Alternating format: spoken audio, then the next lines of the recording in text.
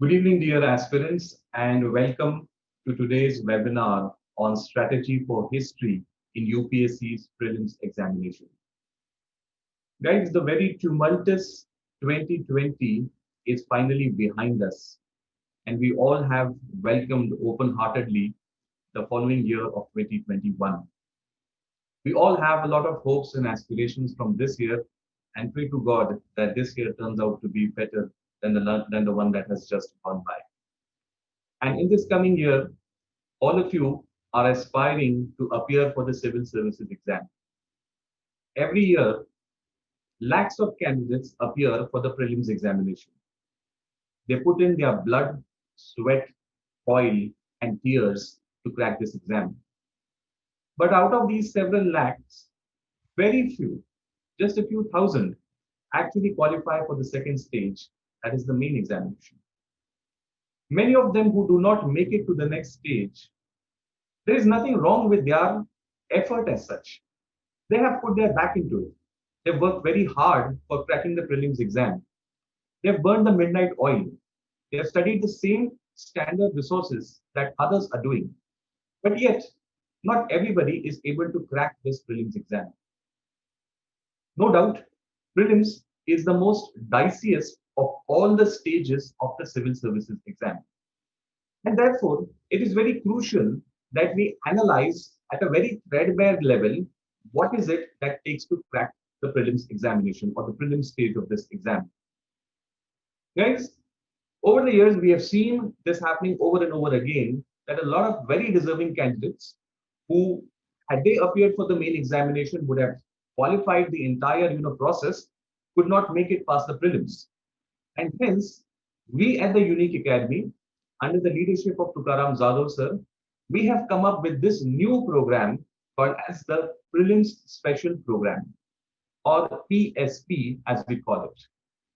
This program, guys, is actually the distillation of the collective experience of all the senior faculties of the Unique Academy. This is like a hand-holding program where we will be taking you through this process of preparing for the prelims exam so that your success can be assured. On seeing the strategy that students generally use for prelims exam, we realize that there are many small but cumulatively fatal mistakes that candidates do when they prepare for the prelims exam. And therefore, we felt the necessity to have a special program of this sort, that is the PSP, which will ensure that you don't make that mistake.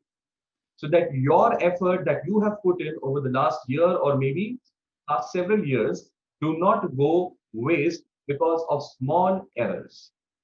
And hence this program called SPSP. We will be having 100 days of sessions in this program.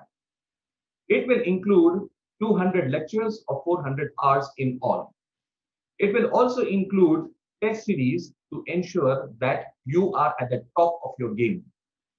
By the time the program is over and the prelims is around the corner, you will be a A-level performer. That is the goal and that is the aim of this particular program. And with this goal, we had organized a series of webinars over the last 1 week to delve into different strategy-related aspects regarding preparing for the prelims exam. And today is the culmination of this series where I, Jawad Qazi, shall be sharing with you what should be your overall strategy for the very important component of history in your prelims exam. I hope you're excited. I certainly am pumped up. Allow me to share my PowerPoint presentation with all of you, where we will delve into greater depth or detail regarding what should be your strategy for preparing for the prelims exam. Before I do that, in the chat box, the live chat box that is going parallel to this particular video, feel free to post your questions. Time permitting, we will definitely take some of those questions. And also, other details about the batch have been shared in the chat box. Do click on the relevant links and ensure that you join this particular batch which starts tomorrow itself. Tomorrow, that is 4th of January at 4 p.m., we are going to have the first lecture of this PSP batch. let's get started then. Strategy for history in UPSC prelims is what we are going to discuss today.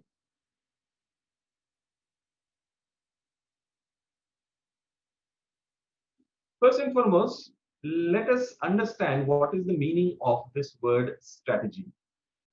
Guys, this word strategy is often a very, very loosely used kind of a word. Okay?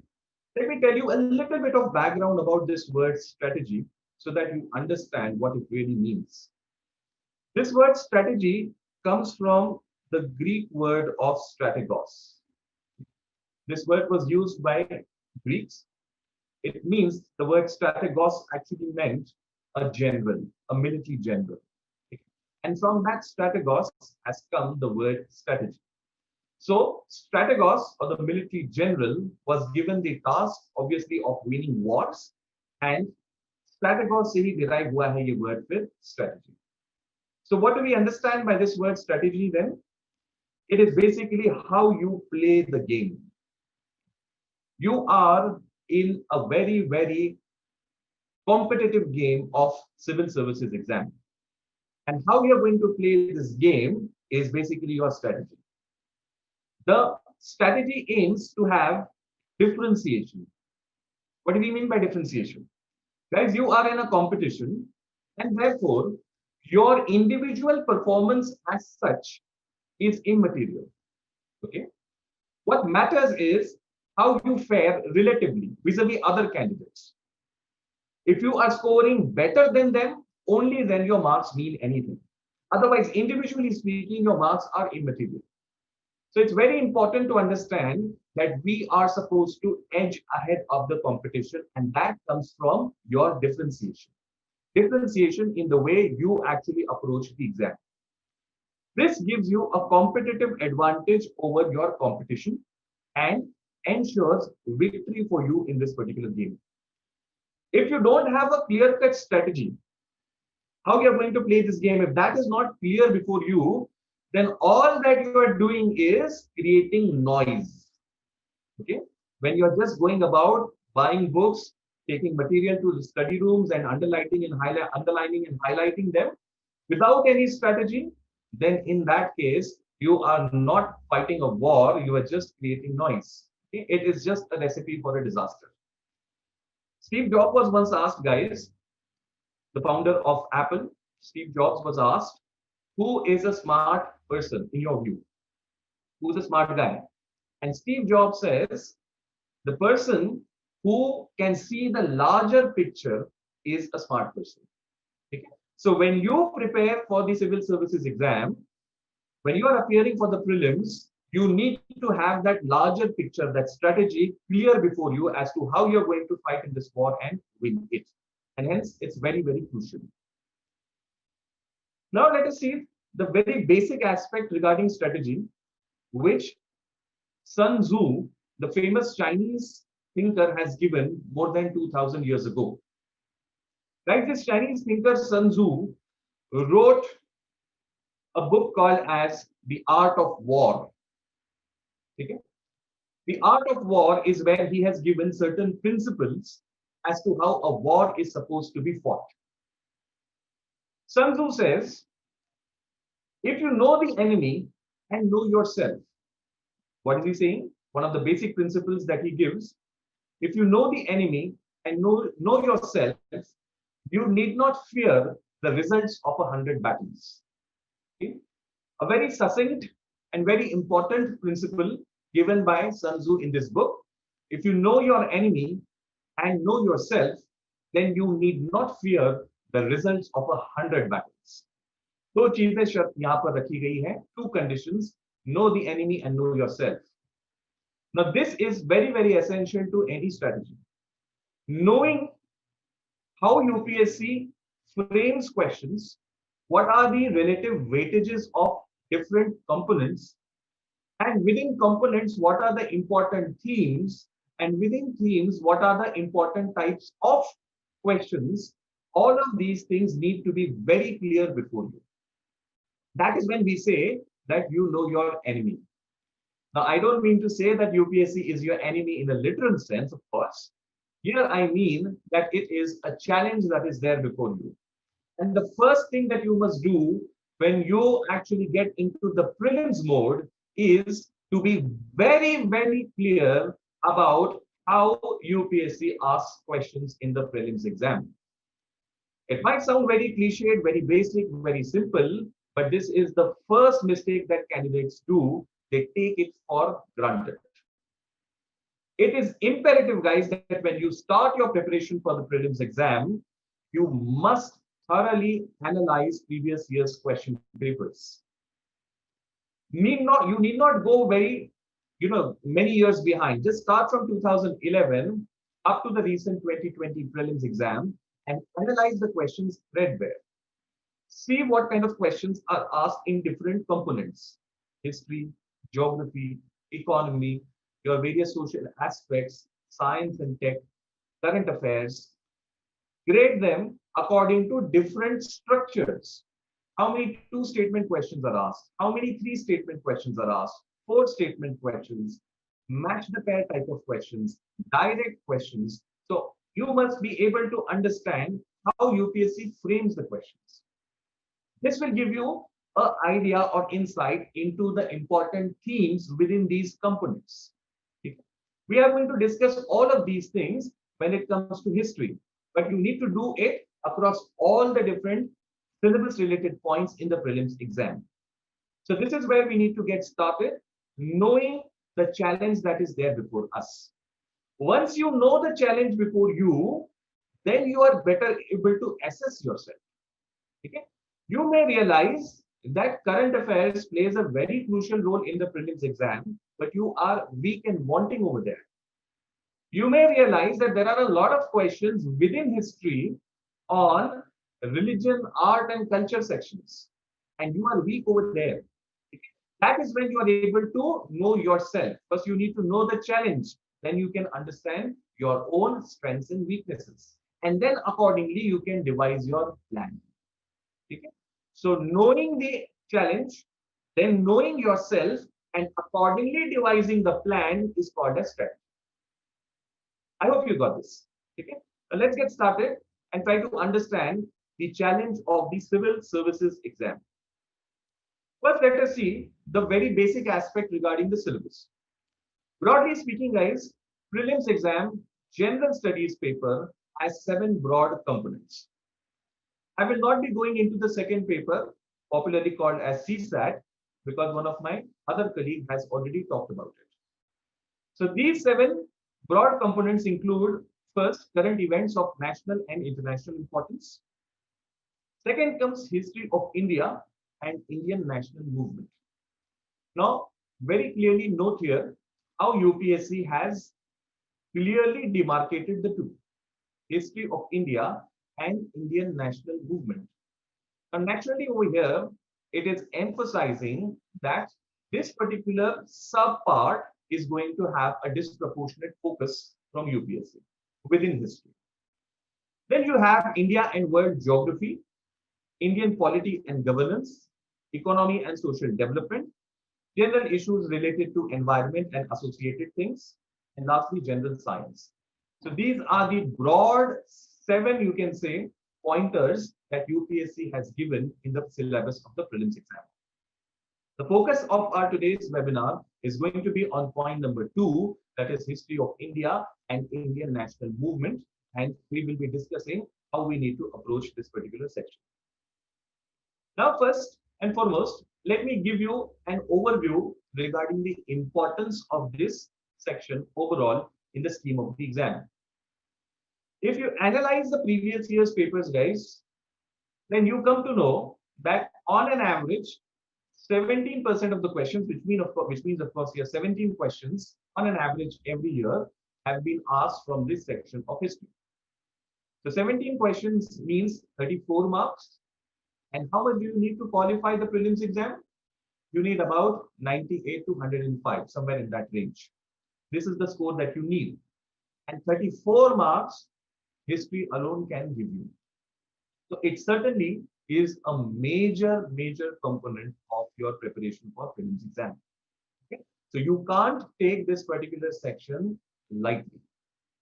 I know a lot of candidates love history a lot, but also there are a lot of candidates who find history to be dull and boring.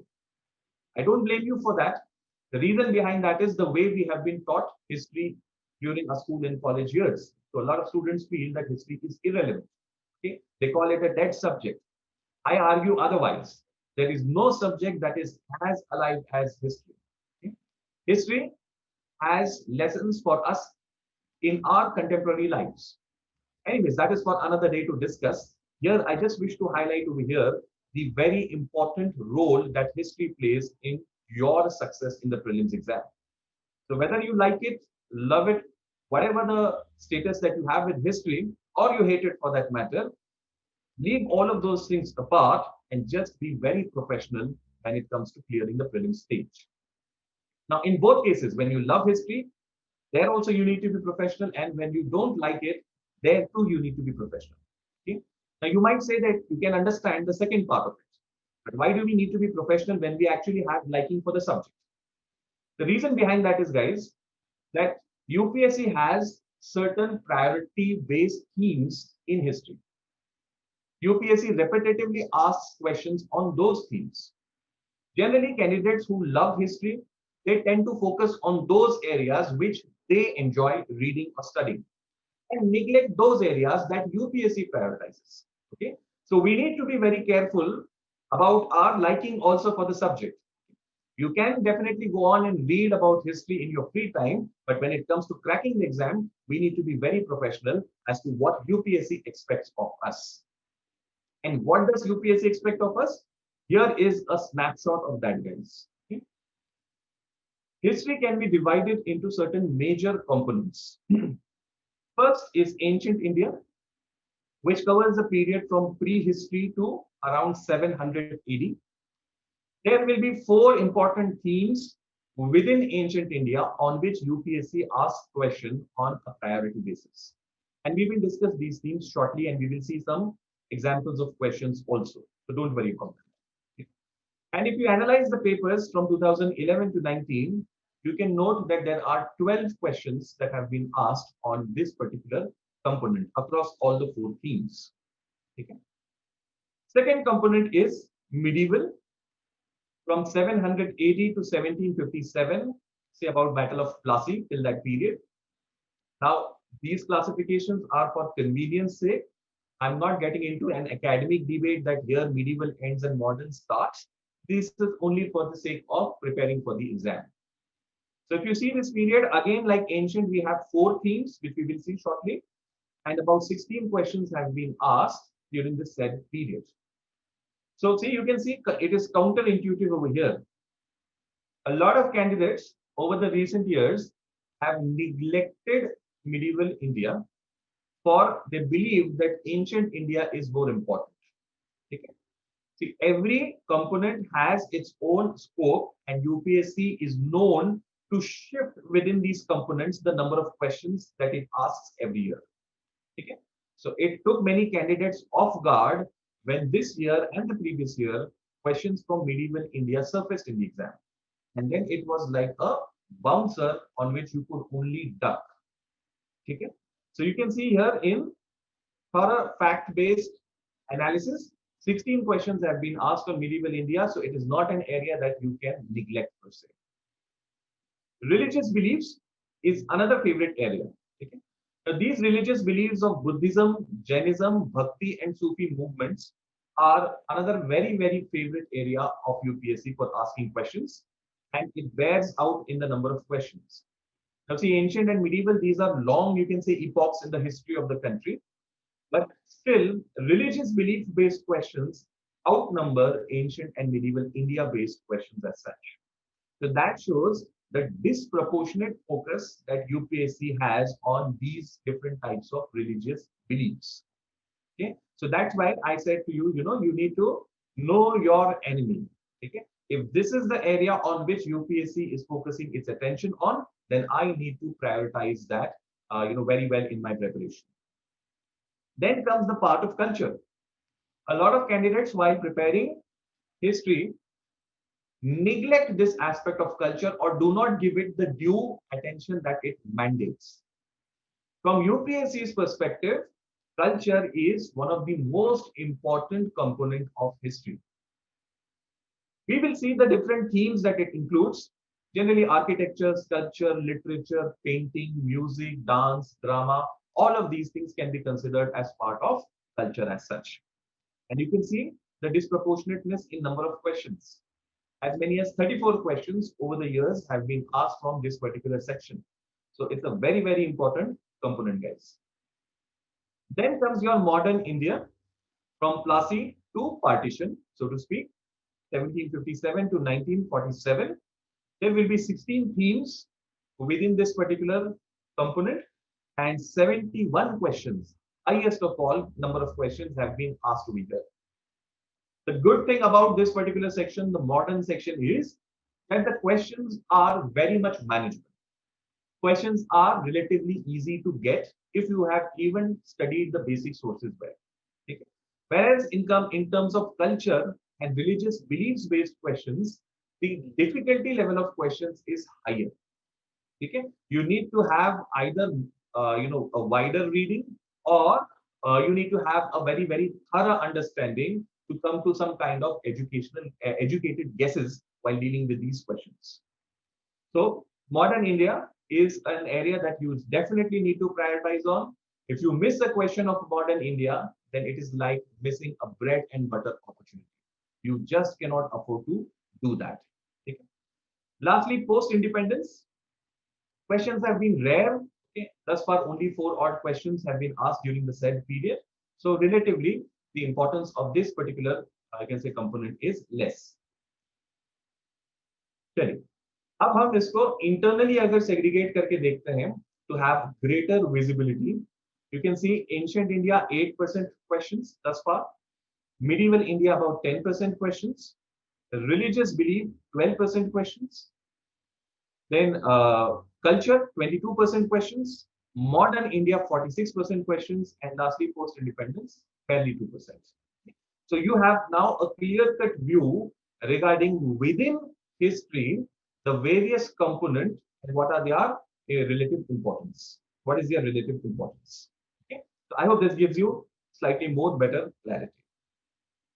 Now, when you analyze the questions in detail, there are certain specific trends that emerge.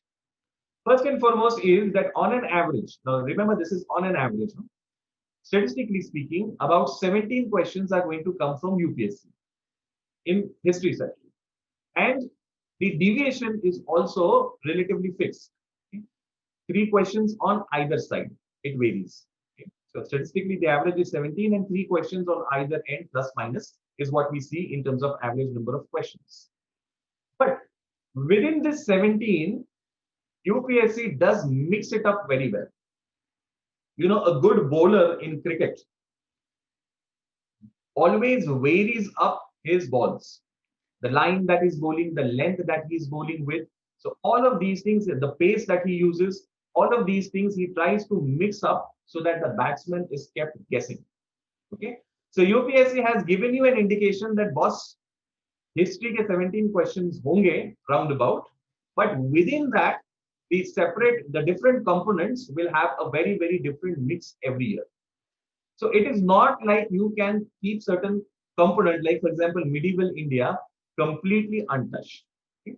In a particular year, UPSC might just increase the number of questions in medieval India. And a lot of candidates, I have met who did not clear the prelims exam and were expecting a result. One of the big mistakes that they did in the last couple of years was that they neglected medieval India. Okay? And there were some bread and butter type of questions that they missed out on. Had they got those questions, they would have cleared the exam. Okay? When you don't crack the exam, guys, it's like the world coming crashing down when you don't clear the prelims exam because you have put in the effort. Okay? And if you clear the prelims, write the mains examination, even if you don't qualify for the interview, at least you have that experience of appearing for the mains. It gives you the confidence. The mains marks allow you to analyze your strengths and weaknesses. Okay? But when you're not, you don't get a chance to write the main examination, that really plays a very, very big havoc with your mental composure, your confidence, everything. Difficulty and complexity. Okay? Within these 17 questions, The difficulty and level of complexity of different components varies. So modern India, as I mentioned, relatively the questions are easy and straightforward. When it comes to religious beliefs, the questions are slightly more challenging. And when it comes to culture, they are a bit more on the higher side of difficulty. So difficulty level also needs to be kept in mind. How will this help you? So when you prepare these components, you know at what depth you need to tackle each of these sub-component of history. At what level you need to see modern India. At what depth you need to understand the religious beliefs. And to what extent you need to go to prepare culture. Another very important suggestion, or you can say inference, that we can draw from the analysis of previous year's papers is that we need to keep our sources limited. Guys, remember history relatively has a wide, you can say, expanse, or the scope is huge. And if you go on increasing the sources further after that, then it will eat up a lot of your time. And that will then have an opportunity cost because you will not be able to prepare other components of the prelims syllabus. So ensure that because of the wide syllabus of this particular component, we need to keep our sources limited. Okay. Second thing is that you need to have key facts-based notes for yourself, particularly in religious beliefs and art and culture, where questions are a bit tricky. You need to have, revision. You need to have multiple revision to remember those things. And therefore, it is handy for these kind of sections, at least, to have your own separate micro notes done by yourself. That really comes to your aid in the revision, you can say, phase of your preparation. Then revise multiple number of times. Since some of these areas or sections or components are a little tricky, they need multiple revisions. It is not like those facts are going to stick in your mind if you read them just once or twice. You will need multiple revisions, frequent revisions, and that needs to be ensured when it comes to history. Thorough analysis of PYQs, previous year's questions. Within every component and within every theme of that component, you need to do thorough previous year's questions analysis so that you are aware as to what kind of questions can be asked. Like say, for example, in the case of ancient India, there is a theme of Indus Valley Civilization, IVC. IVC के ऊपर में UPSC ने पिछले सालों के अंदर में 3 से 4 सवाल पूछे हैं. Now, what are the type of questions that are asked over here? If you see, a lot of questions are about the sites, okay, and peculiarities about the sites. So when you prepare this particular section, you will then prioritize those things accordingly. And these insights will come only when you thoroughly deal with the previous year's questions. Lastly, exam orientation. Having an exam orientation is very crucial, guys, because the exam is a challenging one. You are pressed for time and you don't have the scope of spending time on areas or type of questions that UPSC does not prioritize.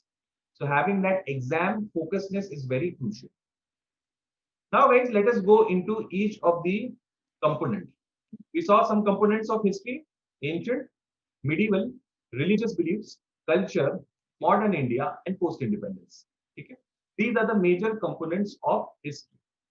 Now, within each of these components, we are going to note what are the important themes on which UPSC asks questions. Okay? So, ancient पढ़ते हुए भी किस area को prioritize करना चाहिए is what we are trying to focus on here. Okay? So, when you review the question papers, you realize that in ancient India, there are 4 major themes on which UPSC asks questions. The first theme is that of the Indus Valley Civilization, IVC. In the last 10 odd years, 4 questions have been asked from this. Second is the Vedic period, 3 questions asked on it. Third is the Mauryan and post-Mauryan period, but only 1 question asked there. And fourth is the Gupta period and post-Gupta period. Okay? These are the 4 major themes of ancient India that we need to prioritize. Okay? Now, when you study, then what you need to do before you actually open your textbooks, whether it is NCERTs or standard books, you first need to check, okay, IBC पे किस type के questions आए हैं, ठीक है? And accordingly, then when you study, prioritize those kind of facts, bits, informations, and basic concepts. ठीक है? This is what we mean by study. चलिए, let us see some examples over here. Which of the following characterizes the people of Indus Valley civilization? They have given us three statements and asked us to find out which of the following are characteristics of the people of IBC. Okay? Now see, IBC के अंदर में UPSC किस area पे सवाल पूछ रहा है, इसका एक अच्छा एग्जांपल आपको मिल गया कि वहां के लोगों की जो सोशो कल्चरल उस वक्त की लाइफ थी, उसके ऊपर में सवाल पूछा जा रहा है. ठीक है. Number one, they possessed great palaces and temples. Number two, they worshipped both male and female deities. And number three, they employed horse-drawn chariots in warfare. So there are three statements that are given over here. The question is of 2013. Okay. Now, ideally, you must know these things very clearly. If you have studied even basic NCERT, you will be able to deal with this question. Okay. But sometimes questions are a little tricky. Some statements you might have never read in the standard sources, but they are part of the question. In that case, do not panic. Okay? Do not panic. Why I'm saying that? Because if UPSC gives you a statement which you have not read in the standard sources, take it for granted that there will be some clue in the question. Okay? Check the answer options. Now let us see how we can deal with this question using the answer options itself. If you have even read basic NCERT and have a basic sense of ancient India, you will know that the Aryans deployed chariots in warfare. Okay? This was their strategy. Even if you've read the ancient India NCERT cursorily, you will remember that this was something that was done by the Aryans, and it was one of their important strategic weapon that they used, and to great effect. Okay?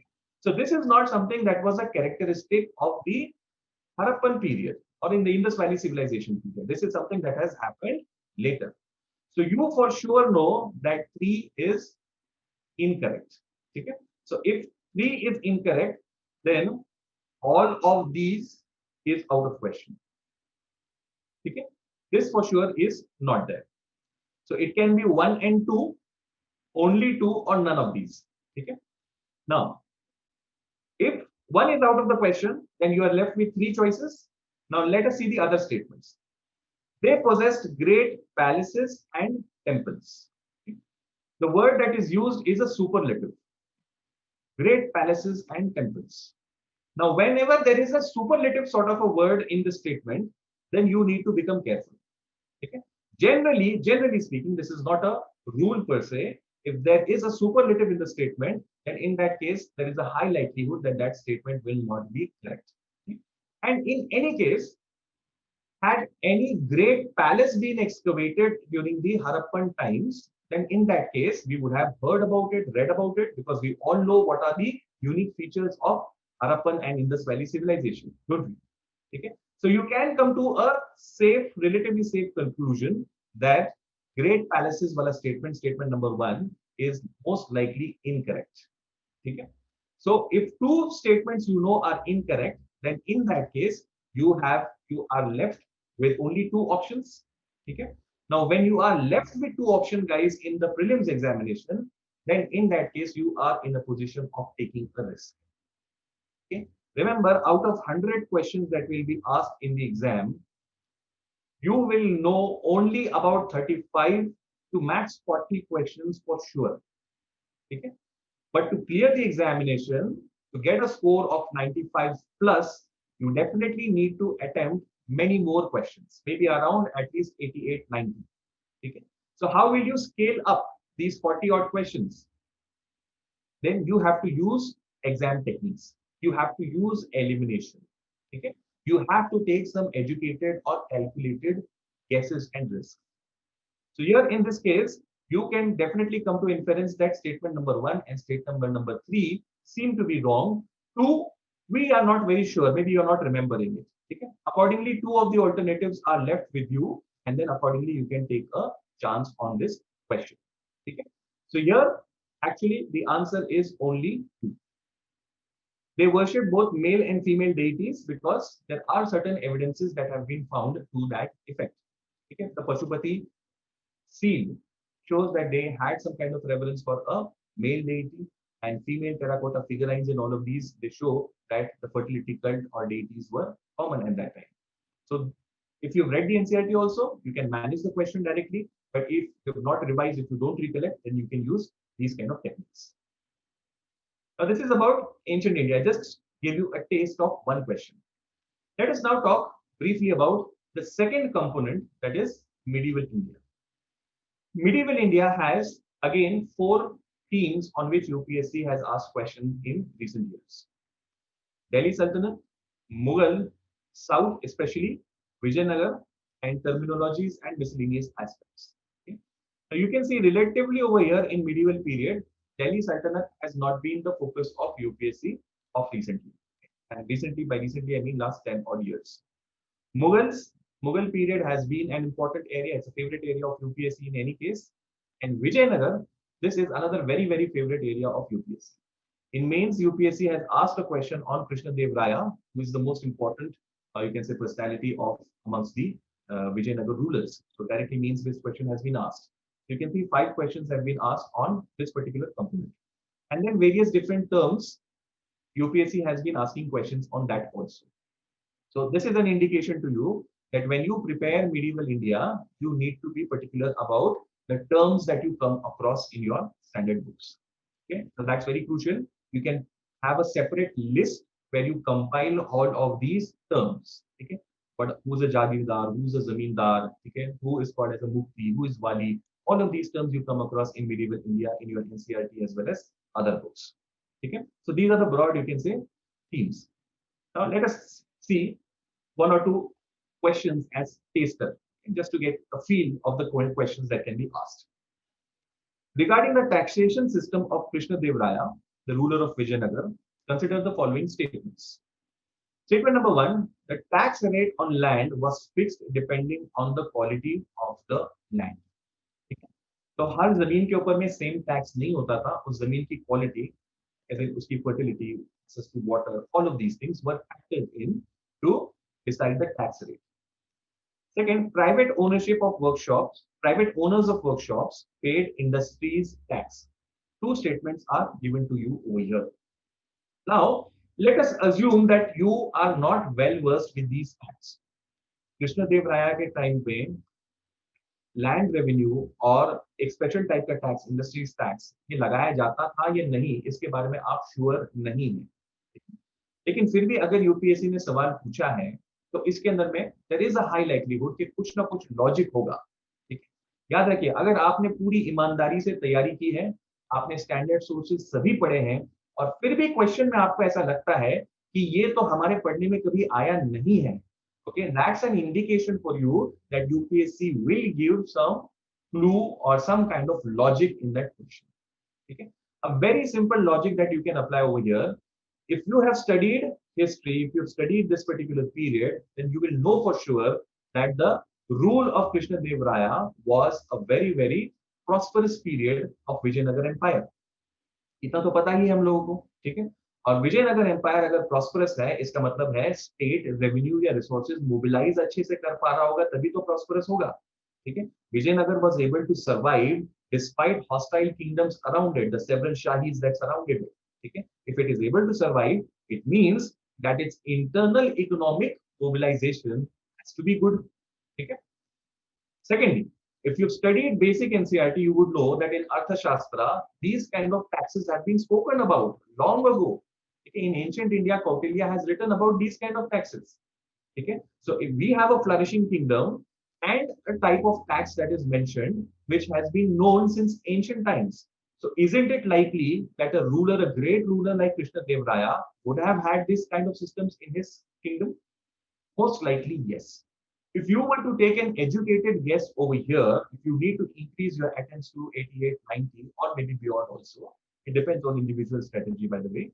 So you need to take some kind of a guess over here. So in that case, what guess can you take? Certainly, you can say that both of these statements are true because these kind of taxes have been known in ancient India. Okay? Krishna Dev Raya's rule in medieval period is a flourishing kingdom. If we are to take a risk, then we can definitely take a risk on both 1 and 2, which is the right answer. Okay? Remember, guys, you will not know answers of all the questions. And you have to remember this very well. Okay? In many of the questions, you will have to use the logic that you have built up over the course of your preparation. Okay? You will have to use educated guesses. You will have to use the options that are given in the question to eliminate statements, to eliminate other options, and come to the right conclusion. Okay? And this comes with practice. Okay? For that, in this PSP program, we are going to have extensive tests. And these tests will be segregated based on different components of the syllabus, starting with basic tests, medium or moderate level tests, and to advanced level tests. Okay. Let me take one more example here. With reference to Mughal India, what is or are the difference or differences between Jagirdar and Zamindar? Okay. Now, Mughal administration. Now, see what happens is when we study history, we are generally focused on the political history. But UPSC does not prioritize political history. It prioritizes other aspects of history, whether it's administration, religion, art, culture, belief, science and technology, so on and so forth. These areas are prioritized. Okay? Especially in those dynasties, kingdoms, or periods when there was some development in administration, that is a favorite area of UPSC to ask questions on. And definitely Mughal administration is one such area. So they've asked us a question based on the difference between Jagirdar and Zamindar. Okay. So here I'll not go into the details of the question. I'm just showing you this example to make you understand that the terms that you come across while studying medieval India, those need to be prioritized too. Prepare a separate list of these terms so that you can deal with these kind of questions. So Jagirdars were holders of land assignments in lieu of judicial and police duties, whereas Zamindars were holders of revenue rights without obligation to any other duty other than revenue collection. Okay. Again, NCRT-based understanding is sufficient to tell you that things have been reversed. Land assignment to Jagirdars were hereditary, and revenue rights of Zamindars were not hereditary. Okay. Again, the order has been, the statement has been twisted or reversed. Okay. Basic NCRT-based understanding is also sufficient to tackle this question. Based on our analysis of ancient and medieval-based questions, these are the areas that come out on which UPSC asks a lot of questions. Okay? Travelers and their accounts is one favorite area. Administrative structure, UPSC prioritizes that. Economic history, taxation systems, social life of the Gupta period. Gupta period is also referred to as the golden period. There are historical debates whether it is or not, but it is a favorite area of UPSC, especially the various socio-cultural aspects during that. Cultural history, trade, literature, sciences, and terms. These are the important areas on which UPSC asks you questions in ancient and medieval components. Okay? So I hope this gave you better clarity as to how you can approach its preparation.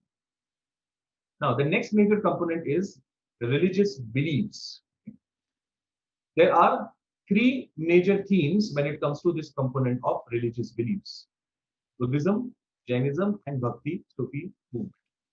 These questions denote the number of questions that have been asked in the recent times, in the 10-year period that I mentioned initially.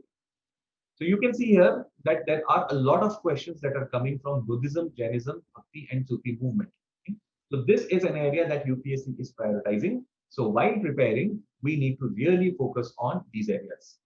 And also when you see the questions, you will see that the difficulty level of these questions is also on the higher side. So your preparation must have the width as well as the depth. Okay? When it comes to Buddhism, Jainism, and Bhakti and Sufi movement. Okay? What are the type of questions that are asked over here? When you see the questions, you will realize that in Buddhism, the various different doctrines are prioritized. In Jainism, the different kind of sects, UPSC has asked questions on that. Bhakti and Sufi movement, personality-based questions are asked in these movements. Okay? Let me give you a little bit of taster regarding the questions in these components also. Take this question for example. Consider the following statements. Deification of the Buddha, treading the path of the Bodhisattvas, image worship, and rituals. Which of the above are the feature or features of Mahayana Buddhism?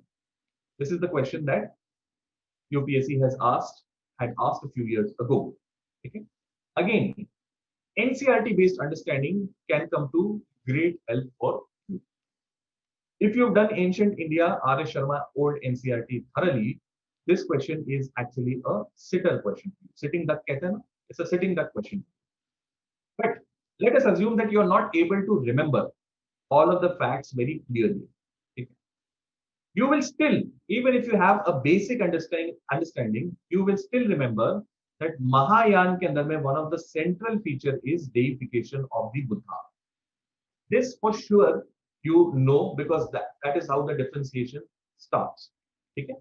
So if we say that if statement 1 is for sure right, then we have one option eliminated. Okay? 3 options left. But risk, abhi bhi baat nahi. Okay? It is very risky to take a guess when you have eliminated only one option. If you are able to eliminate 2 options, then the probability is 50% if you take a risk, and 50% is a probability that is bearable for us. Okay? A probability less than 50% is very risky. That's a very high risk that we are taking. If it is 50%, then you can definitely take an educated guess, or whatever your gut feeling says, you can go for it. Let us see if we can come to some other clues that can be there in this question. Treading the path of the Bodhisattvas. Now, this is a slightly more complicated or difficult statement.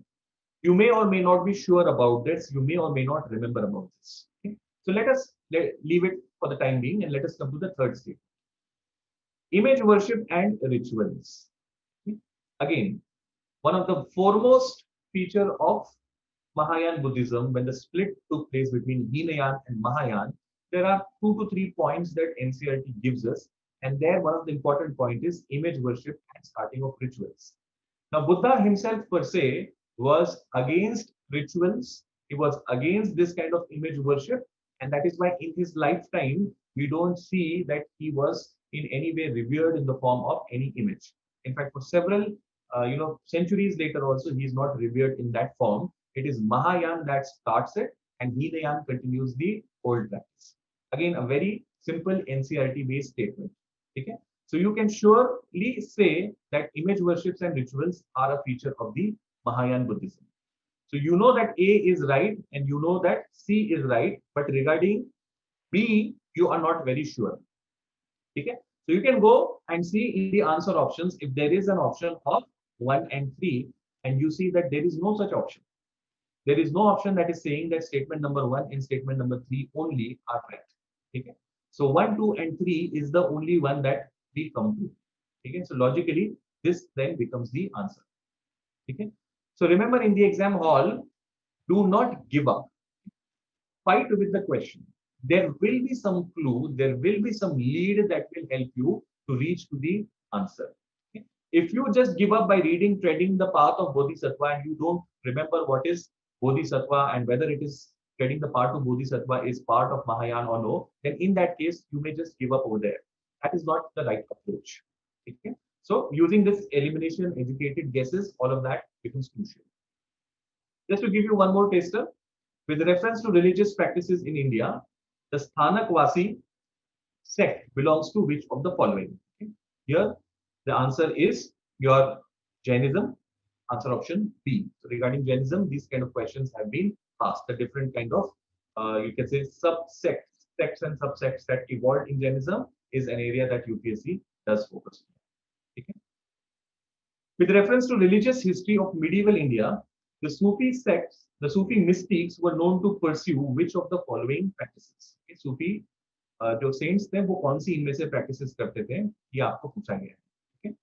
Meditation and control of breath, ascetic exercises in a lonely place, and recitation of holy songs to arouse a state of ecstasy in their audience. अब देखिए, broad आपको question पूछा है, medieval India में सूफी mystics किस किस्म की practices follow करते थे इस पर, ठीक है। So now again if you read basic NCERT, NCERT के अंदर में सतीश चंद्रा आपको बताते हैं that there is something called as a practice called as sama, ठीक है। समा वो musical gatherings where the Sufi saints and their followers used to play music and use devotional poetry and songs to communicate or to connect with God, spiritually connect with God. And this practice of Sama was something that was abhorred, was not liked by the religious preachers. Okay, the Mullah Maulvis did not like this practice of the Sufis, and that used to lead to a lot of conflict during those times. So for sure, you can say that statement number three, based on your NCERT understanding, statement number three is right. Okay? Based on that, you have eliminated one option at least, for sure. So three options remain. Still, the risk is very high. And meditation and control of breath is the first statement. You come back to the first statement. Meditation and control of breath. Again, NCERT tells you that Nizamuddin Aulia, very famous Chishti saint of Delhi, he used to practice meditation and breath exercises, so much so that even Hindu saints who are known to have these kind of practices, they had accepted him as a perfect, you can say, person, as a person who has perfected the practices of breathing. NCERT based fact. So for this also, you can say that this statement also appears to be correct. So statement number one is right, statement number three is right, and then if you check the answer options, then only one option remains, which is statement number the answer option D. Okay, so you have to go back to your basic understanding that you have built up. Remember this. Those students who are not able to clear this first stage of the exam, they make this mistake. They are not able to connect the question with the content that they have. Remember, UPSC is a very rational body. If it is asking you a question, then either you have you were expected to know it, or if you are not expected to know it, then there will be some kind of a clue present in the question. There will be some kind of a scope for you to deduce the answer. Always remember this. And that is how, even in this year's prelims exam, 2020 prelims exam, where a lot of candidates found the paper to be shocking, several candidates have scored more than 125, okay, even in this kind of a paper. Now, the preparation level in terms of sources, in terms of the hours that they have put in, might be the same. But the smart candidate is able to connect the question with the content that he has. Okay? अगर आपके ने जो कुछ भी पढ़ा है उसको अच्छे से रिवाइज किया है, एसिमुलेट किया है, उस पर विचार किया है, मनन किया है, तो फिर आप क्वेश्चन के साथ में उसको कनेक्ट कर पाते हैं, ठीक है। और इसीलिए test series is very very important. I generally suggest students that you must solve 10,000 questions before the prelims exam, 10,000 MCQs. Okay? So one full test series that we will have in the class, that itself will cover around about 3,000 to 3,500 questions for you in the class itself, in the program. Okay? Apart from that, then you can solve UPSC's previous year's questions. That will give you a lot of questions, about 1,000 odd questions you can get from there.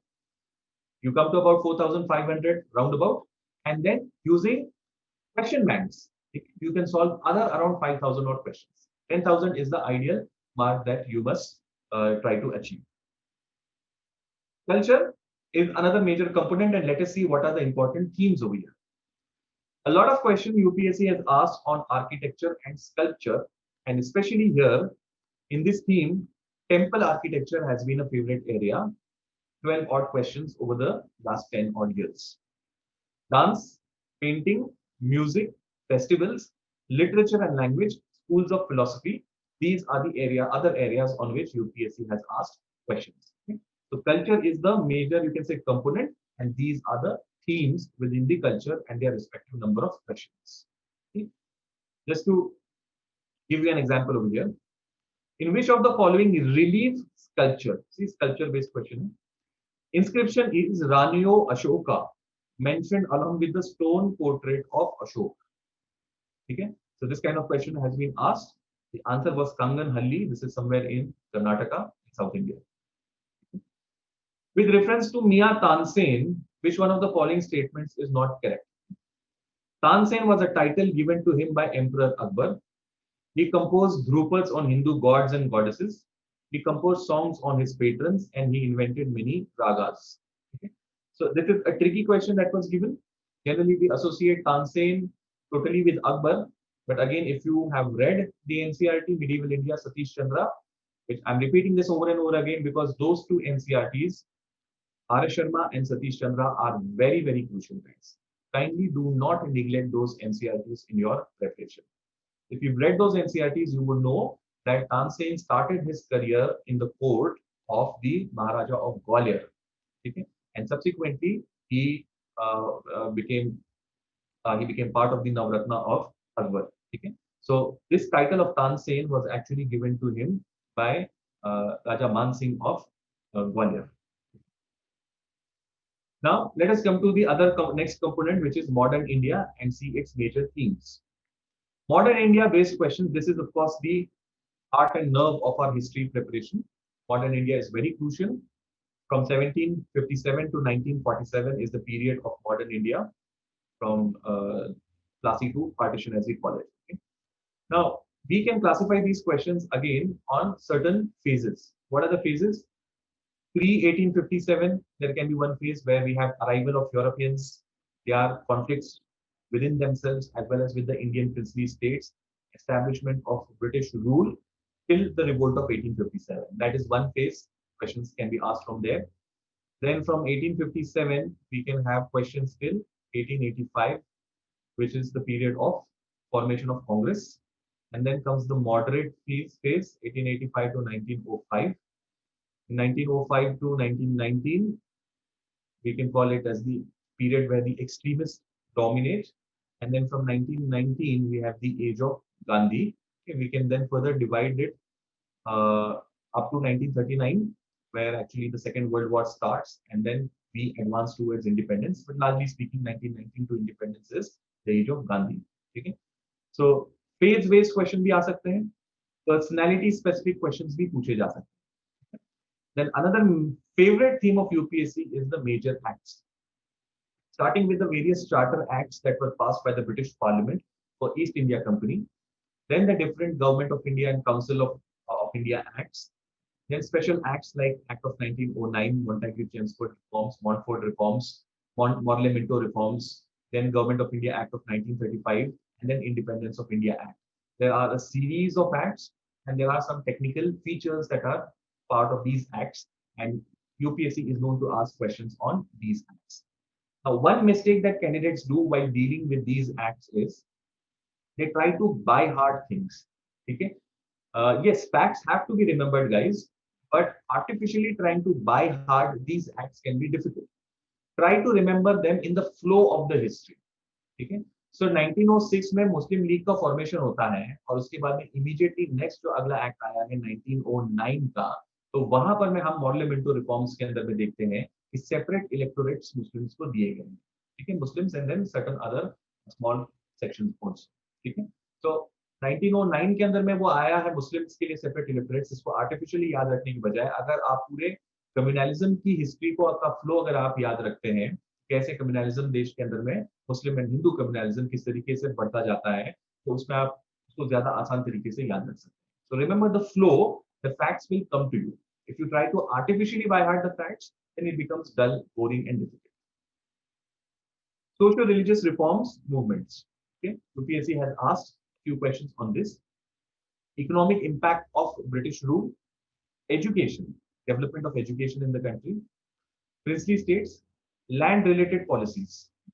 Land was the most important source of revenue.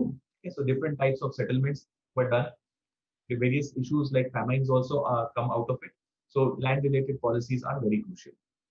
And different types of movements like peasant movements, labor movement, and tribal movements. So these different, you can say, इसको हम subaltern history कहते हैं, history from below. तो ऐसे section समाज के जो निचले स्तर पे हैं और वो अपने हक की लड़ाई लड़ रहे हैं, उनकी जो movements है, particularly peasants, labor, and tribal, UPSC is going to ask questions on these. So we need to prioritize these themes to prepare them very well. ठीक है? ये modern India की major themes हैं. अब सिर्फ आपको यहाँ पर मैं example देने के लिए I have given you this question. Which among the following events happened the earliest? Swami Dayanand Saraswati established Arya Samaj. Deen Bandhu Mitra wrote the Neel Darpan play. Bankim Chandra Chattopadhyay who wrote the famous novel of Anandamath, and Satyendranath Tagore became the first Indian to qualify for the Indian Civil Services ICS. इनमें से सबसे पहले क्या हुआ है ये UPSC ने पूछा है. Okay? अब again these are different events which are cut across different you can say events, developments, phases, etc. You need to connect things together. If you studied social religious reforms, you would for sure know that 1875 के अंदर में Dayanand Saraswati ji he had established Arya Samaj, and नील दर्पण play has come much before that. ठीक है, तो इतना तो आप definitely establish कर सकते हैं कि A is not the answer. Then Bankim Chandra Chatterjee, you know that he had written his novel somewhere around 1880s. Even if you have cursory understanding of that particular phase of the freedom, just before the freedom struggle, then you know that Bankim Chandra Chattopadhyay, he has written his famous novel around 1880s. So that is also out of question. Now, the only two options that remain are Deebandhu Mitra's, Neel Darpan and Satyendranath Tagore's qualifying the examination.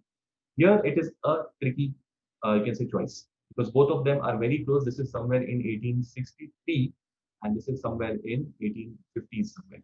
1850s.